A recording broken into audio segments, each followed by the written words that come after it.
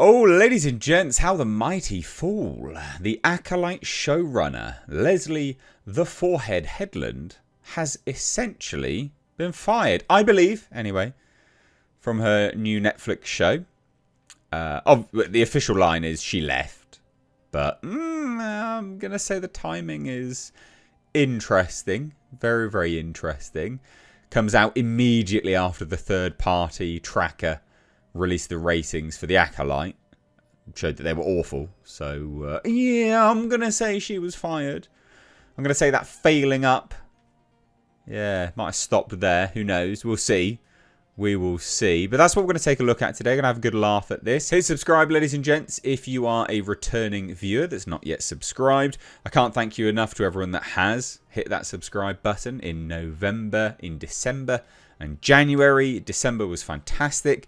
January is equally as fantastic. And now, well, we're in February. So let's keep that momentum going. And thank you in advance because it really does help the channel out.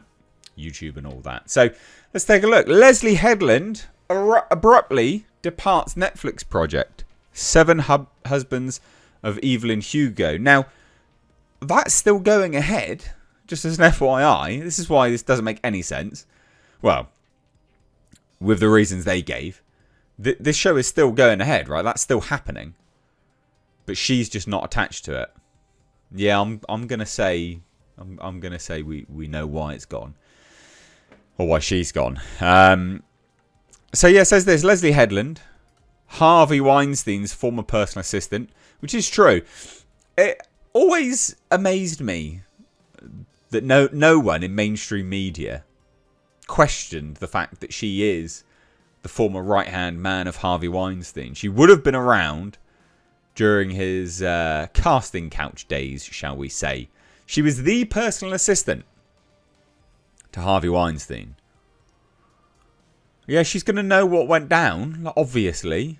But no one questions it. No one's like, except for YouTubers, obviously. We're like, that's a bit sus. Deadline, Hollywood Reporter, they're just like, no, it didn't happen. It's like, come on now, have some balls. Like, definitely something's going on there. But anyway, and also, just as an FYI, she went from personal assistant to directing a series in what was the biggest franchise on planet Earth, Star Wars. How'd that work, mate? That's some nepotistic shit going on. Anyway, or skeletons in closet used as blackmail. So she is the creator of Star Wars' The Acolyte.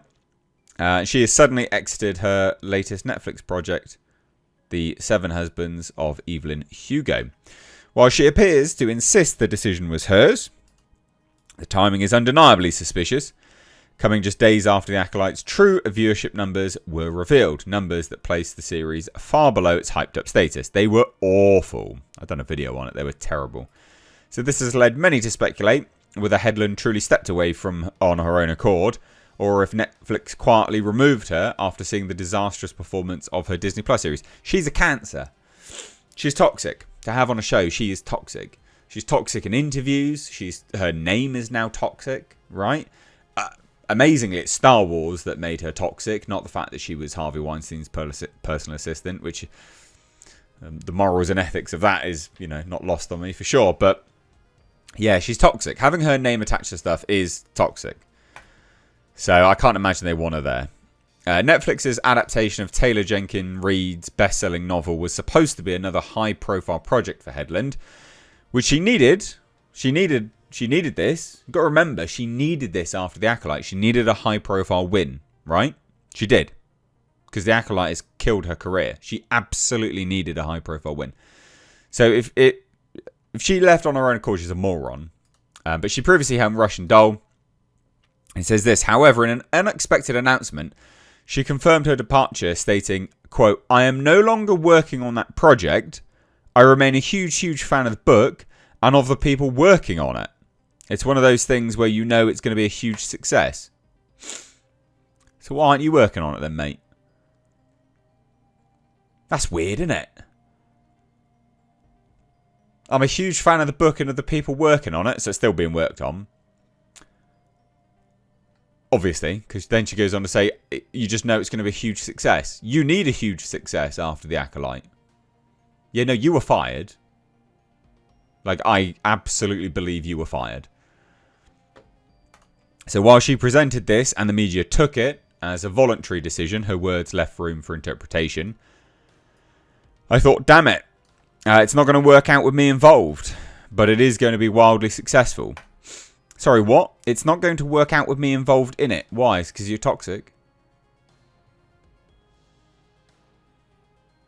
This doesn't make any sense. It's not going to work out with me involved in it, but it is going to be wildly successful. What? What? You're not the person to adapt this work that you're apparently a really big fan of. None of this makes any sense. You're a really big fan of it. You'd know how to adapt it. This is so dumb. So yeah, I reckon absolutely she was fired. So given the recent collapse of the Acolyte, which was not only panned by fans but failed to reach anywhere near the top of streaming charts, many are questioning whether Netflix saw the writing on the wall and decided to pivot away from any Leslie Headland involvement, which I would say yes. It only accumulated 2.7 billion minutes watched, which is terrible when you say that this is the top 10 and Disney didn't appear on it once. That's embarrassing, isn't it? That's really embarrassing. So, yeah, not good. This timing coming immediately after that being released. Yeah, not great. It says this, Headland's comments on leaving Seven Husbands of Evelyn Hugo suggest that she believes in the project but doesn't see herself as a fit. However, given that the Acolyte was widely regarded as a failure and that Headland's involvement in major projects had been largely enabled by Hollywood's internal networking, it's reasonable to wonder whether Netflix proactively removed her to avoid another potential misfire. I'd say yes. I mean, it's just nepotism that made her get up there. She just networked within Hollywood. They hired her. Then they realised they shouldn't have hired her. And then Netflix fired her, I think. What do you think? Genuinely. I would say she's been fired. And I would also say that it's going to be a really long time. I could be wrong, but maybe it's going to be a really long time until we see her name attached to anything again.